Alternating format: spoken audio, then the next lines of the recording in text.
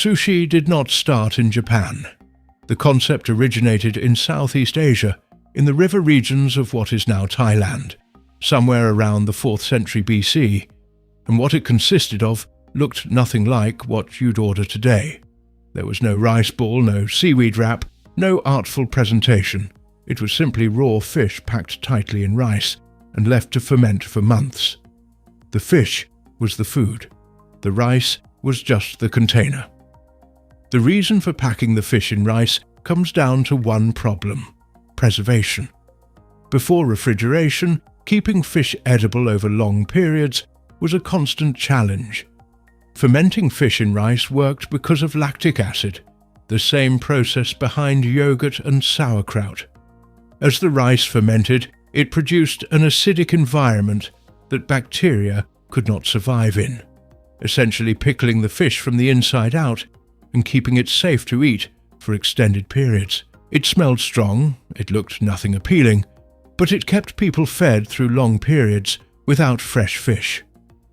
When the fish was ready to eat, the rice was discarded entirely. It had done its job and nothing more. The word sushi itself doesn't refer to fish at all.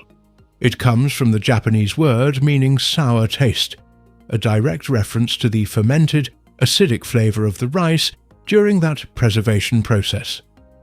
The name stuck even as the dish transformed beyond recognition over the following centuries. The transformation began when people started using rice vinegar to speed up the fermentation process.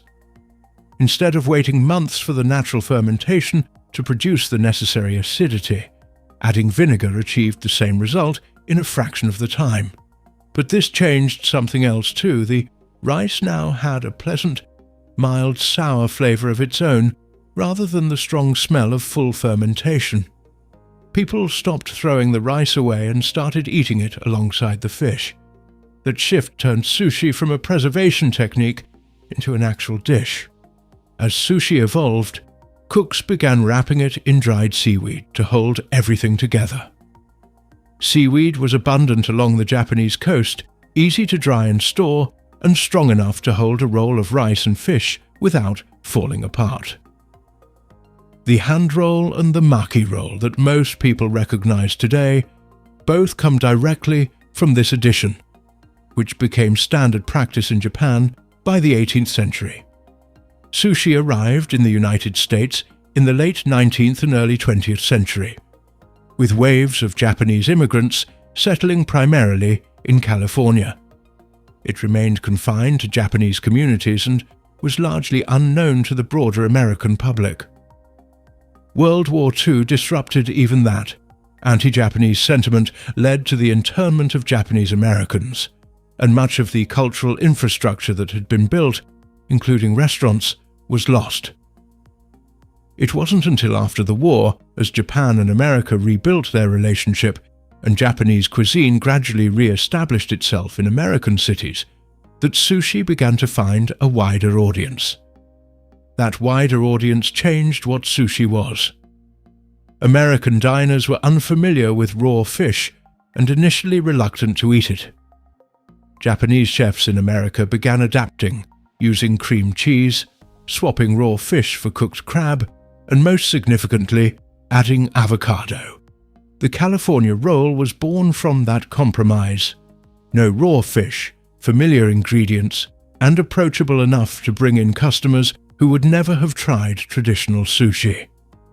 It was a deliberate act of adaptation that turned sushi from a niche ethnic food into a mainstream one. From America, sushi spread outward to the rest of the world, and every country it reached added something of its own. Norway introduced salmon as a sushi fish in the 1980s, the result of a deliberate trade negotiation where Norwegian salmon exporters persuaded Japanese chefs to try it at a time when salmon was not traditionally used in Japanese sushi. Brazil added tropical fruits. South Korea incorporated kimchi.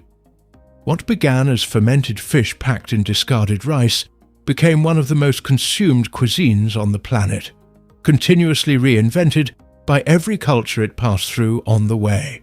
Click the video on your screen right now and I'll explain another everyday mystery you've wondered about your whole life, but never thought to look up.